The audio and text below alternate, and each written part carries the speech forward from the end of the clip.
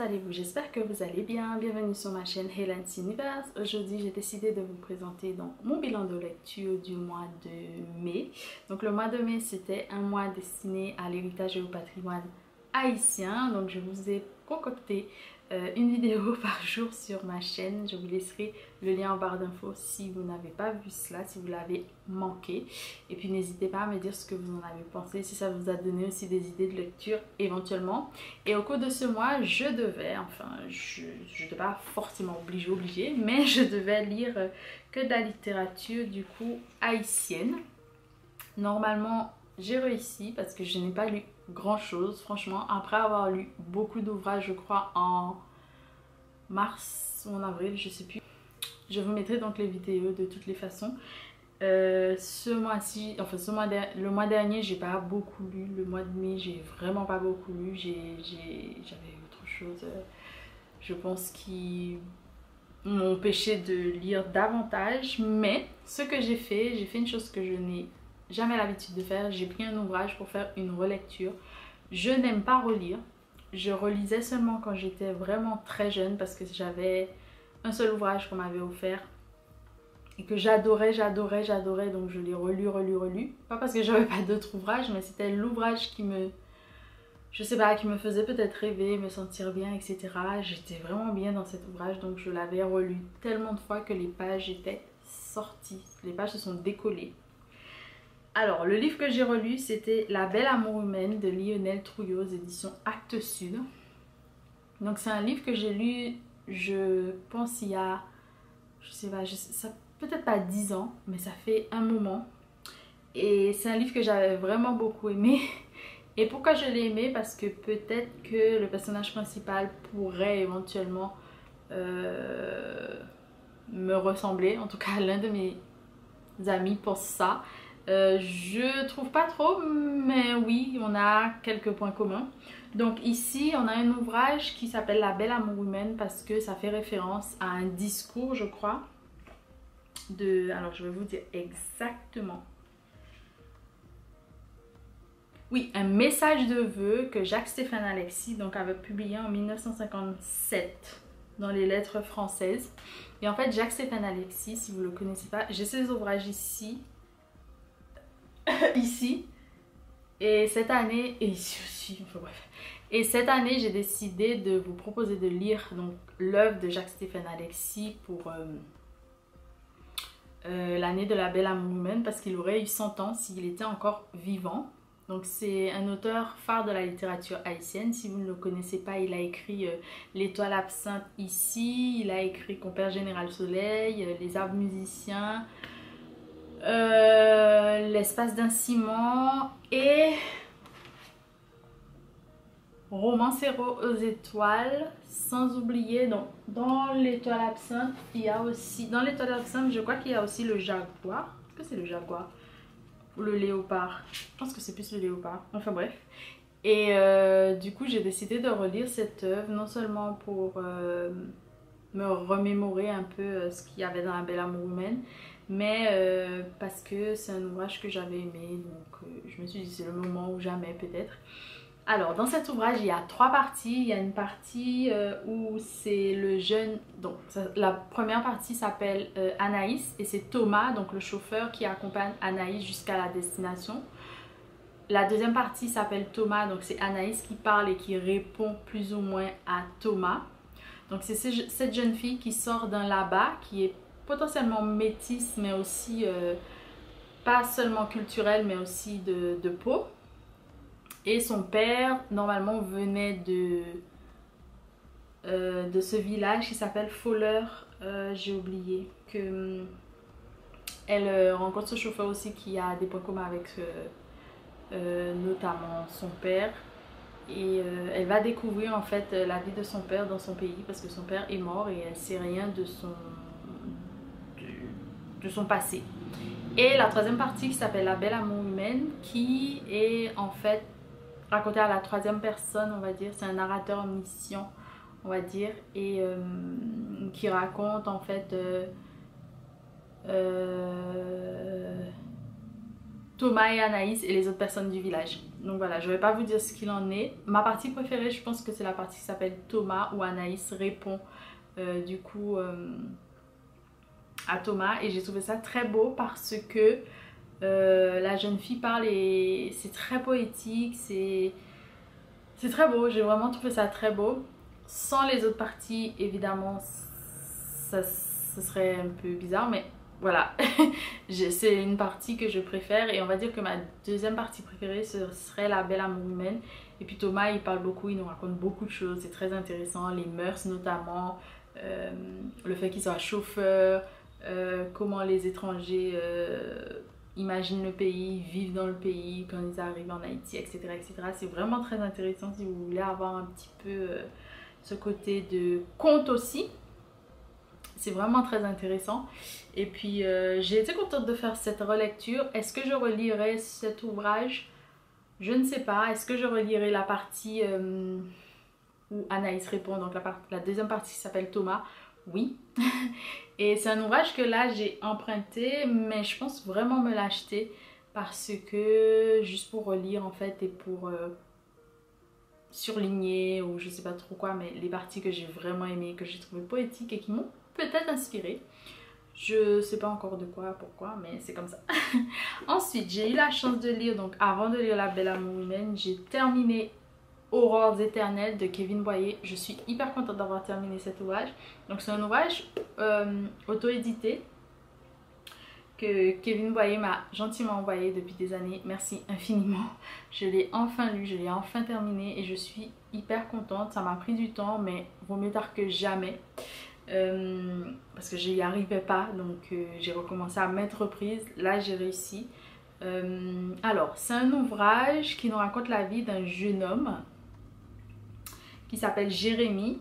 Il vit à Pétionville, je crois, et il va avec sa mère, son frère et deux de ses sœurs. Ils ont plus de père. Sa mère s'occupe d'eux ainsi que la grande sœur.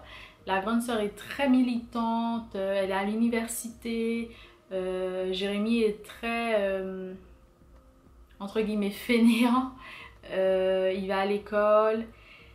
Et puis un jour, un nouveau voisin, une nouvelle voisine, donc un couple vient s'installer à côté. Et ce couple a un rapport étroit avec le dictateur qui est en place. Et voilà, on va partir sur pas mal d'histoires. Alors j'avoue que j'ai trouvé qu'il y avait des parties qui seraient mieux à d'autres endroits. J'ai trouvé parfois aussi qu'il y avait trop de descriptions pour moi qui n'étaient pas nécessaires, mais ça c'est mon avis à moi.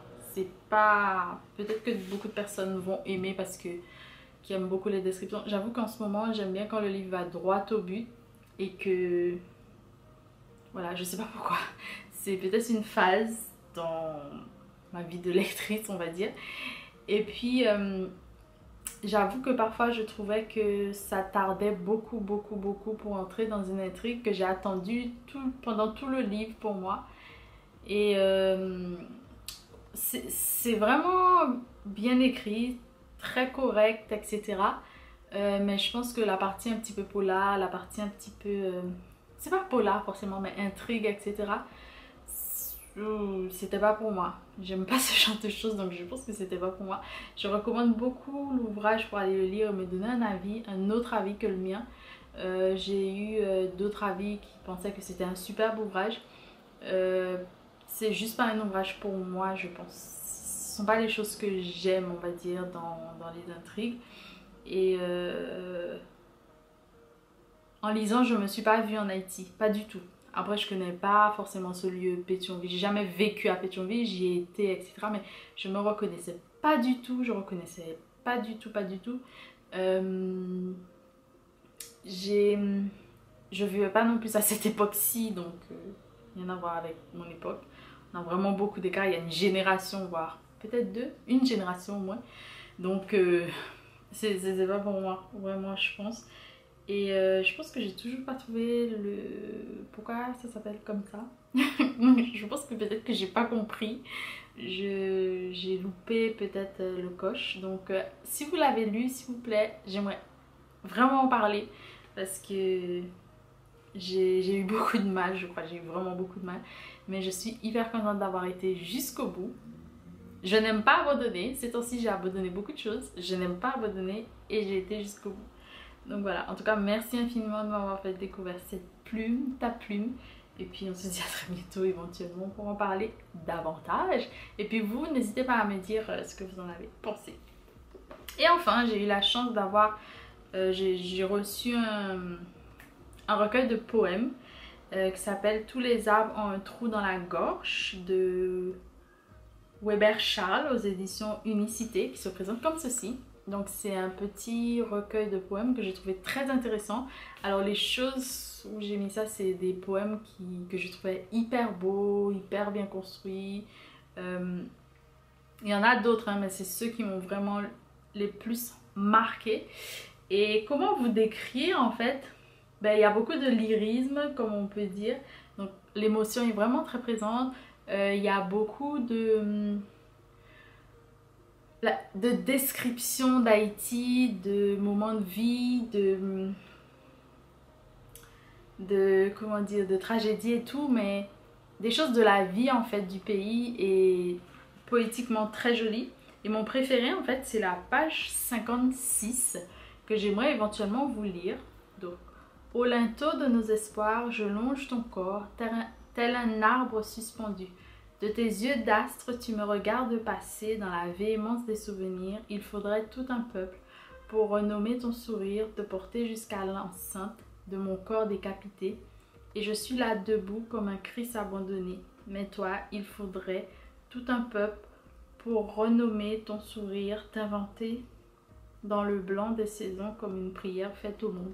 Et j'ai trouvé ça vraiment hyper beau. Il y en a d'autres, comme je vous dis, il y en a d'autres que j'ai mis des croix aussi au crayon pour savoir, voilà. Et je remercie la personne justement qui m'a donné cet ouvrage, elle se reconnaîtra. Merci infiniment. Et puis n'hésitez pas à me dire si vous connaissez cet auteur, éventuellement. Et puis il y a d'autres ouvrages que j'aimerais vous faire découvrir bien plus tard, bien plus avec le temps. J'avoue qu'en ce moment le temps paraît short pour moi, plus court, parce qu'il y a beaucoup de choses à faire et qui sont obligatoires, qu'il faut faire, et d'autres qui doivent passer avant et d'autres qui j'ai envie de les faire passer avant, mais voilà, bref. Je sais pas si vous allez comprendre, mais peut-être un jour je pourrais vous en dire davantage. Voilà, je crois que c'est tout. Je vous ai présenté donc les 3 pauvres ouvrages que j'ai lus. Si toutefois j'ai lu autre chose, je vous mettrai ça en voix off. Je doute fort parce que j'ai aucun souvenir d'avoir lu autre chose. J'ai essayé, ça n'a juste pas fonctionné, donc je n'ai rien lu d'autre.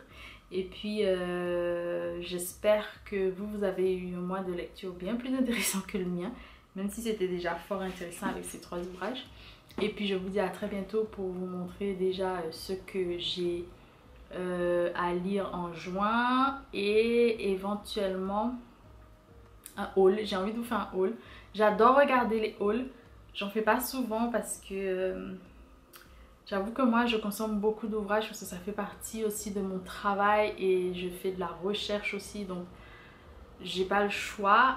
Et j'ai pas envie qu'on pense que j'incite davantage à acheter des livres parce que c'est pas que ça aussi ce que je fais, c'est aussi du plaisir, mais c'est pas non plus la surconsommation pour rien, on va dire. Mais il faut dire que moi aussi je suis bibliophile, donc non seulement c'est pour mon travail, c'est pour le plaisir. Et il y a aussi des choses que je suis obligée d'acheter parce que ça fait partie soit de mon travail de recherche personnelle ou encore pour le travail. Donc voilà, j'ai pas envie que vous pensiez que je vous mets des hauls pour vous inciter à acheter davantage sans les lire, parce que même moi j'ai des restrictions. Donc voilà. Sur ces notes plus ou moins positives, entre les deux en tout cas, je vous souhaite de bonnes lectures. Je vous dis à très bientôt pour de nouvelles aventures ensemble. N'hésitez pas à vous abonner si ce n'est pas encore le cas, à partager éventuellement, me laisser un petit commentaire. Et puis on se dit à très bientôt pour de nouvelles aventures ensemble. Bisous.